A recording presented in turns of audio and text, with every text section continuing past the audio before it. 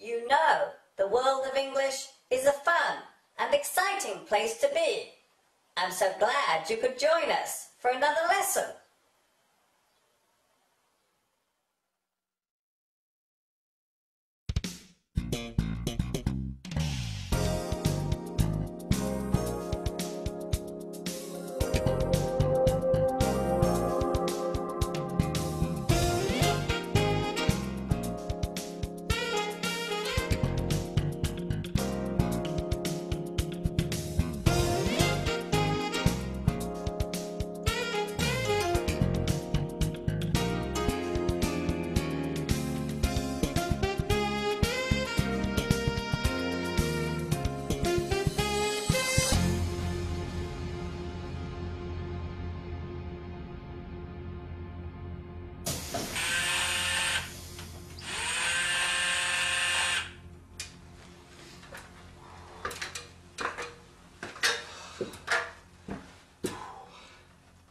Oh, hi everybody. This is Mr. Duncan in England.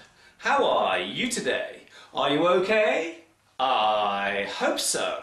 Are you happy? I hope so. In this lesson, we will look at the changing attitude to the way we use words and how the English language is changing because of this. Be careful what you say.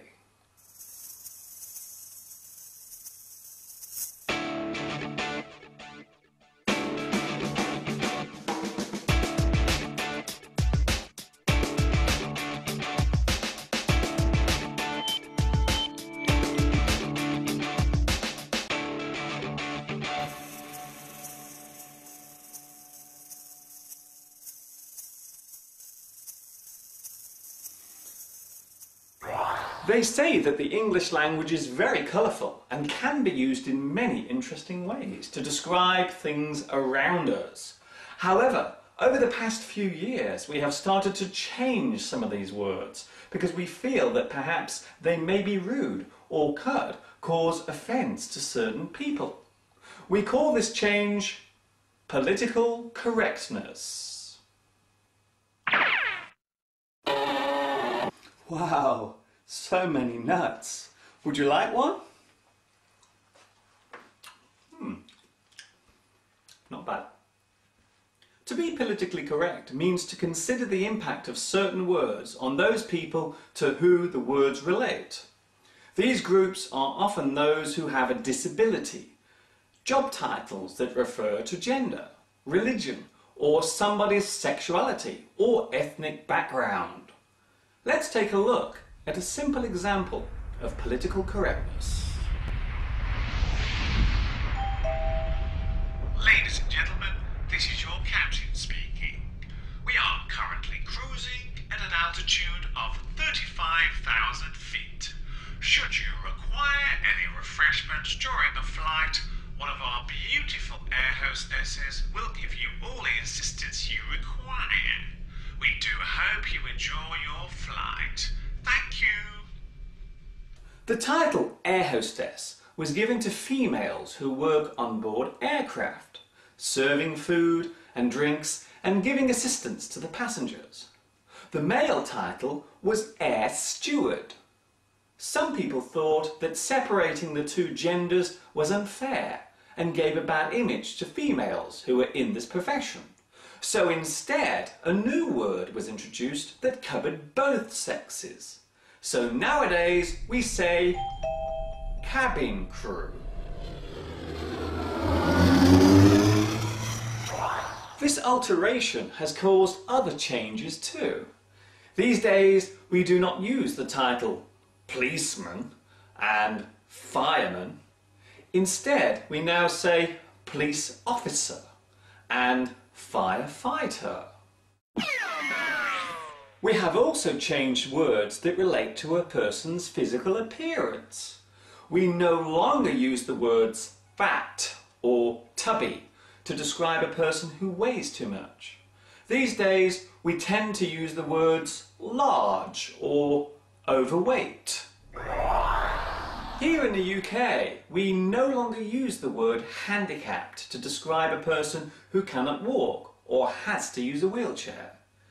we now use the word disabled or physically challenged. However, in the USA, the word handicapped is still widely accepted. Here are some other examples.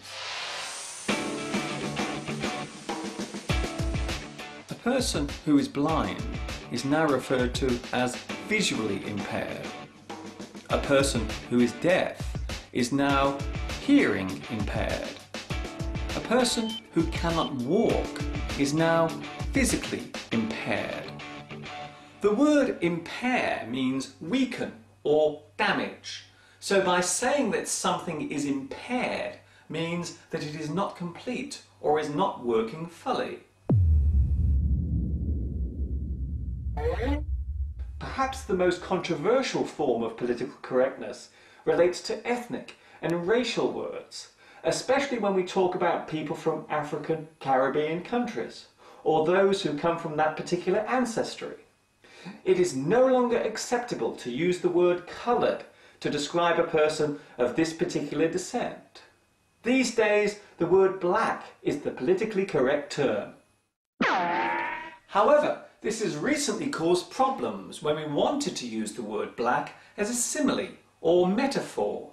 It is generally accepted that the word black is often used to show a negative action or a bad action, such as black market, to sell something illegally, black sheep, a bad person in a family, black magic, an evil type of trick, black look, to give someone an angry expression, blacklist, a list of bad things, and blacken, to make something look unattractive.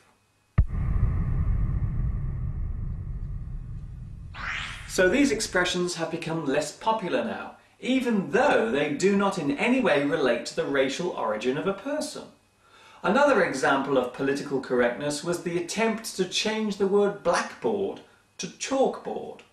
However, many people thought this was going too far, so that particular word is still okay to use to this very day. It's a good idea. It's a bad idea. I agree. I disagree. It's wrong. It's okay. It should be stopped. It's all right. I have no problem with it. No worries. It's okay. It should be stopped. I think it's disgusting. Look what I'm having for my tea. Political correctness tends to occur in democratic countries, where freedom of speech is taken as a civil right. In some ways, it is ironic that societies that encourage free speech are the same ones that are also attempting to suppress it. It is also worth noting that being politically correct is not a new thing. In fact, it can be traced back to the early 20th century, during the period of the First World War.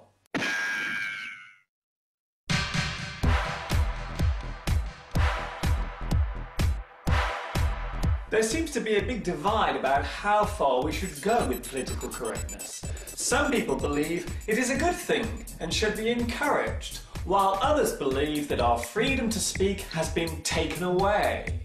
You may even hear someone use the sentence, "It's political correctness gone mad!"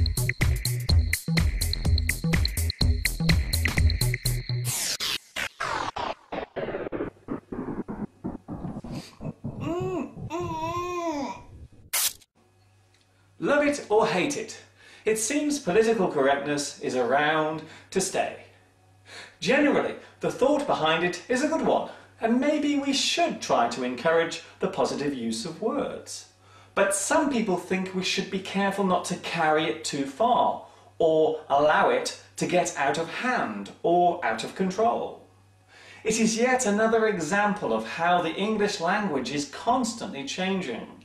Whether it is for the better or worse, it's for you to decide.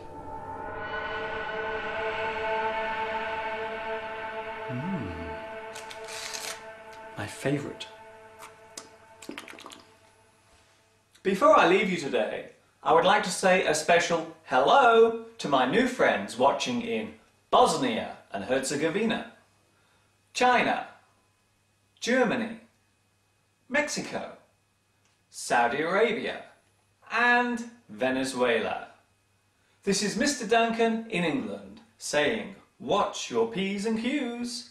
In other words, be careful what you are saying and to whom you are saying it. Have fun until next time. Ta-ta for now.